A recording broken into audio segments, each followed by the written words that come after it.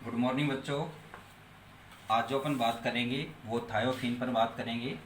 जो last video था उसमें आपने क्या है कि जो फ्यूरेन है उसकी केमिकल रिएक्शंस पर बात की थी, जो अपने लास्ट टॉपिक था। अब क्या है कि जो फ्यूरेन की स्ट्रक्चर्स और एरोमेटिसिटी पर बात करते हैं। तो एरोमेटिसिटी और इस पर मैं क्या आपको लास्ट, जब ये अपने यूनिट का एंड आएगा या ये तीनों टॉपिक ख़त्म हो जाएंगे उसके बाद मैं इस पर डिस्कस करूँगा। ठीक है, आज मैं इसको नहीं ले रहा हूँ टाइम इसमें। ठीक है, क्योंकि आपने स्ट्रक्चर, संरचना और स्ट्रक्चर क्या है कि तीनों की एक साथ ही अपन डिस्कस करेंगे। ठीक है ना। तो आज अपन जो बात कर रहे हैं वो थायोफिन की बात कर रहे हैं।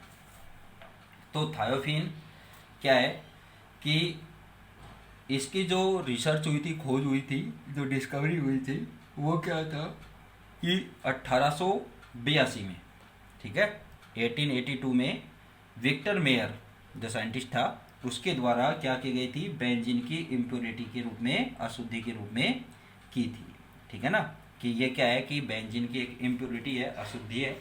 ठीक है, और जो जिसके बारे में किसने बताया था, विक्टर मेयर ने। ठीक है, तो ये तो इसकी बात है छोटी सी। बाकी जो स्ट्रक्चर्स वगैरह वो सेम उसी तरह से है जैसे आपने फ्यूरिन में और पिरिडीन में पढ़ा है, आपने पिरोल में, सॉरी पिरिडीन नहीं, पिरोल में। ठीक है, तो इसमें भी क्या है, वही अल्फा पोजीशन और बीटा पोजीशन है। ठीक है, तो एक लोन पेयर इलेक्ट्रॉन भी है यहाँ पर, जो क्या है कि इसके साइक्लिक उसमें क्या है कि सक्सेट में क्या करेगा, इन्वॉल्व होगा। ठीक है, तो ये तो इसकी स्ट्रक्चर्स में बातें होती हैं। तो आज अपन जो बात करेंगे मेनली वो इसकी प्रिपरेशन पर बात करेंगे। तो प्रिपरेशन में आपको स्टार्टिंग में मैंने बताया था कि तीनों क्या है कि एक जो अपने कोलतार है, ठीक है ना, तो कोलतार में क्या है कि ये मिक्सचर के रूप में होता है। तो उसका क्या है कि यहाँ पर क्या किया जाता है, डिस्टिलेशन करके इनको अलग अलग कर लिया जाता है। तो इस मेथड पर मैं यहाँ इतनी बात नहीं कर रहा हूँ। तो अपना जो मेन है जिसमें रिएक्शन से बात होती है, तो वहाँ पर आज अपना बात करेंगे। तो जो इसका अपना फर्स्ट मेथड यहाँ पर ले रहे हैं वो क्या है, बाय सिंथेसिस, संश्लेषण द्वारा, बाय सिंथेसिस।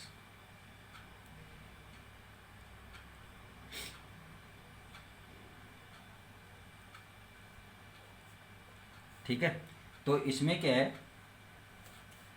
कि थायोफिन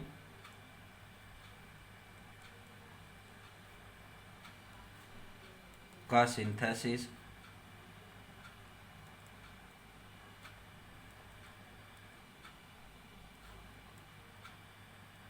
निम्न मेथड से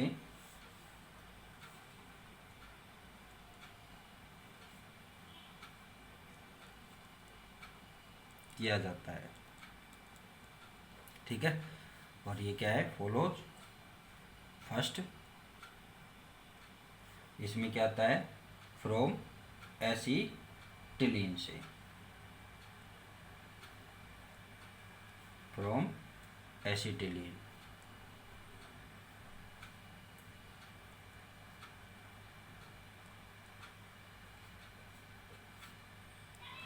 ठीक है, एसिटिलीन या क्या बोले अपने इसको, एथाइन से।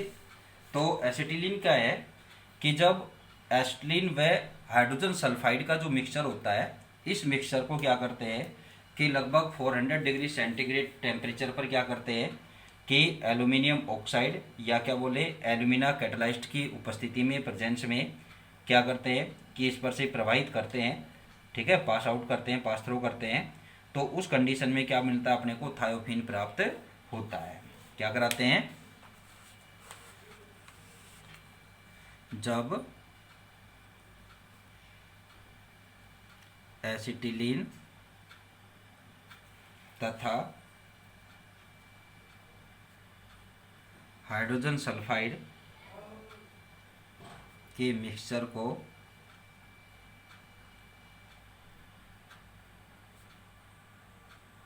मिश्रण को 400 डिग्री सेंटीग्रेड टेम्परेचर पर एल्यूमिना यानी कि Al2O3 कैटेलाइज्ड पर से पास थ्रू प्रवाहित, ठीक है ना, से प्रवाहित करने पर थायोफीन, ठीक है, थायोफीन प्राप्त होती है, ठीक है। रिएक्शन क्या हो जाएगी, एसिटिलीन प्लस हाइड्रोजन सल्फाइड, या तो आप इसके 2 मॉलिक्यूल ले लेना या फिर आप इसको इस तरह से मिक्स कर देना, ठीक है। इसके मिक्सचर को क्या करते हैं,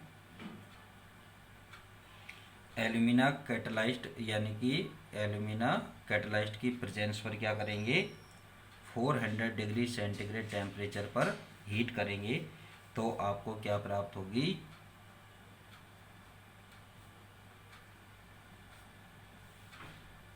थायोफीन प्राप्त हो जाएगी, प्लस हाइड्रोजन गैस बनेगी, ठीक है। तो ये क्या बन गई, थायोफीन, ठीक है। इसी तरह से क्या है, एन ब्यूटेन से क्या करते हैं, नेक्स्ट मेथड जो आता है वो आता है N butane, sorry from N butane,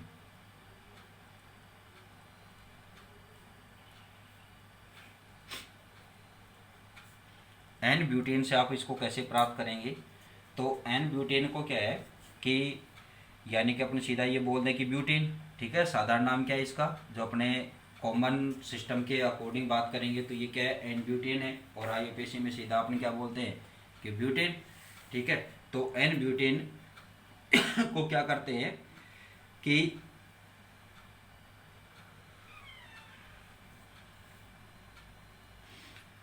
high temperature पर सल्फर के साथ क्या कराते हैं, रिएक्ट कराते हैं, तो क्या प्राप्त होता है, थायोफीन प्राप्त होता है। और जो थायोफीन प्राप्त करने का ये जो मेथड है, यानी कि ये जो प्रोसेस है, ये क्या है कि एक औद्योगिक प्रोसेस है, उत्पादन है, यानी कि इंडस्ट्रियल क्या है, ये उत्पादन होता है, ठीक है। क्या होता है कि जब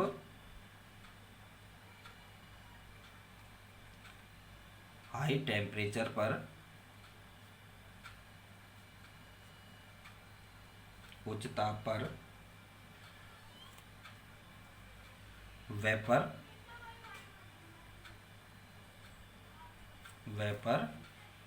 स्टेट वाष्प अवस्था में एन ब्यूटेन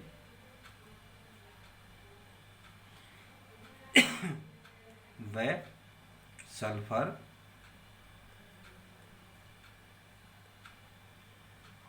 सल्फर की रिएक्शन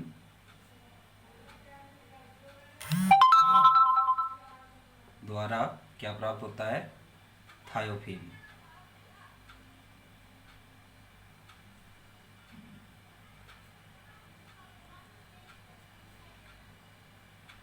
थायोफीन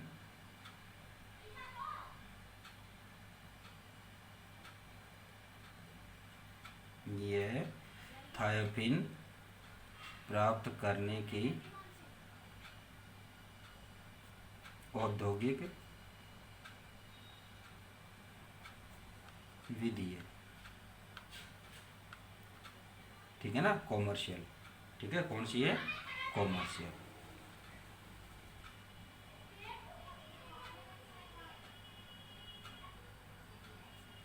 कॉमर्शियल मेथड है, ठीक है। तो इसमें आप कैसे प्राप्त करेंगे कि एन ब्यूटेन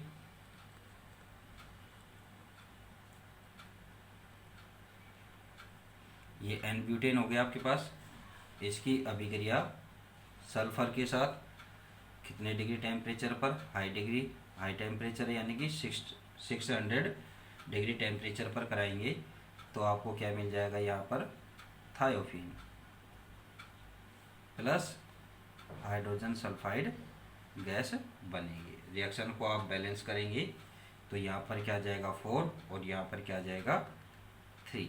ठीक है, तो इस तरह से क्या है कि ब्यूटेन से या एन ब्यूटेन से आप क्या कर सकते हैं, थायोफीन प्राप्त कर सकते हैं। ठीक है, नेक्स्ट जो मेथड आता है वो आता है सोडियम सक्सिनेट के द्वारा। ठीक है, from sodium succinate.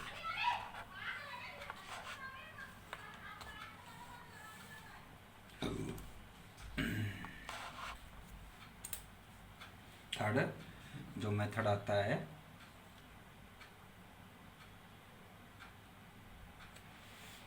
From sodium succinate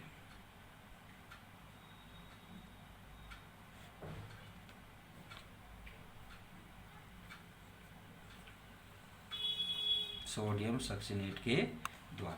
तो सोडियम सक्सिनेट के द्वारा क्या होता है कि सोडियम सक्सिनेट की अभिक्रिया क्या होती है कि फॉस्फोरस ट्राइसल्फाइड के साथ कराते हैं, तो क्या होता है कि थायोफीन का कॉमर्शियल प्रोडक्शन अपने को प्राप्त होता है। ठीक है ना, क्या कराते हैं कि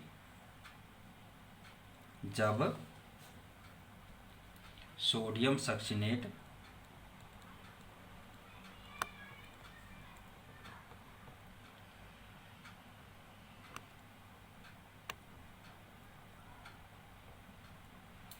सोडियम सक्सिनेट एक सेकंड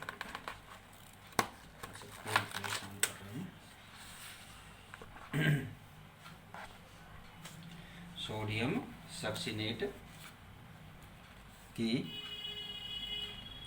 फॉस्फोरस ट्राइसल्फाइड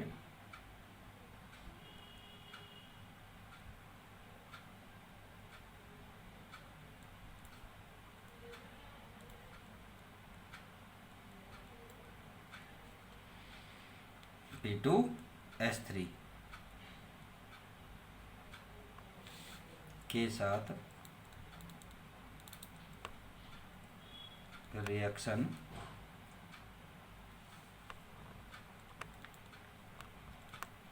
कराई जाती है तो थायोफीन का कॉमर्शियल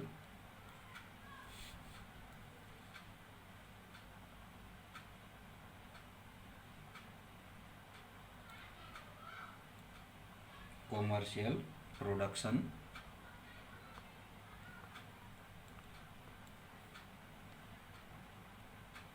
होता है। ठीक है, तो रिएक्शन क्या हो जाएगी, सोडियम सक्सिनेट का फॉर्मूला क्या होगा, H2C CH2। ठीक है, और carbon double bond O, carbon double bond O, और यहाँ पर ONA, और यहाँ पर भी क्या है ONA। ये क्या है, सोडियम सक्सिनेट। इसकी अभिक्रिया किसके साथ कराएंगे, P2S3 फॉस्फोरस ट्राइसल्फाइड के साथ कराएंगे, तो क्या होगा, थायोफीन प्राप्त हो जाएगा। ठीक है,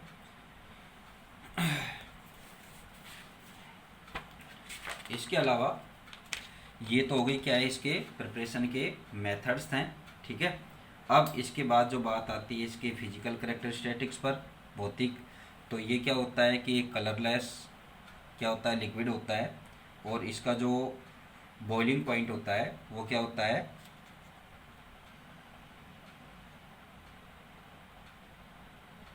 84 डिग्री सेंटीग्रेड होता है। ठीक है, और ये क्या है कि जो वाटर है उस वाटर में क्या होता है, इनसोल्यूबल होता है, लेकिन जो ऑर्गेनिक सॉल्वेंट होते हैं उनमें क्या होता है, ये सोल्यूबल होता है। ठीक है, इसके अलावा क्या है कि इसकी स्पेक्ट्रोस्कोपी कैरेक्टरिस्टिक्स पर बात करें तो जो यूवी स्पेक्ट्रम है इसमें फ्यूरियन की तरह क्या है कि ये 215 और 231 म्यू माइक्रोन पर क्या है, अधिकतम अवशोषण एब्जॉर्बेशन दर्शाता है। ठीक है, और आईआर स्पेक्ट्रम में क्या है कि ये 3000 से 3100 यानी कि 3100 पर सेंटीमीटर पर क्या होता है, कार्बन हाइड्रोजन बॉन्ड की तनन कंपनता को प्रदर्शित करता है। ठीक है, तो इसी तरह से क्या है, सल्फर में -I प्रभाव होता है, और I प्रभाव में के कारण क्या है कि NMR स्पेक्ट्रम जो होता है उसमें क्या होता है कि CH में क्या है कि प्रोटॉन के संकेत यानी कि सिग्नल क्या आते हैं कि निम्न मान पर डाउन फील्ड में की ओर क्या हो जाते हैं, खिसक जाते हैं। ठीक है, तो ये इसकी कुछ वैसे ही नॉर्मल सी बातें हैं। तो अब जो बात आती है वो आएगी अब इसकी केमिकल रिएक्शन पर। तो केमिकल रिएक्शन पर आपके साथ में नेक्स्ट वीडियो में डिस्कस करूँगा। ठीक है, तो केमिकल रिएक्शन में कौन कौन सी है, तो उसी तरह से इसकी भी क्या आती है कि योगत यानी कि एडिक्शन रिएक्शन आती है, इलेक्ट्रोफिलिक रिएक्शन आती है, और फिर क्या है कुछ अदर रिएक्शन भी आएगी। तो उसमें जो भी आएगा वो आपको बताएंगे। ठीक है, थैंक यू।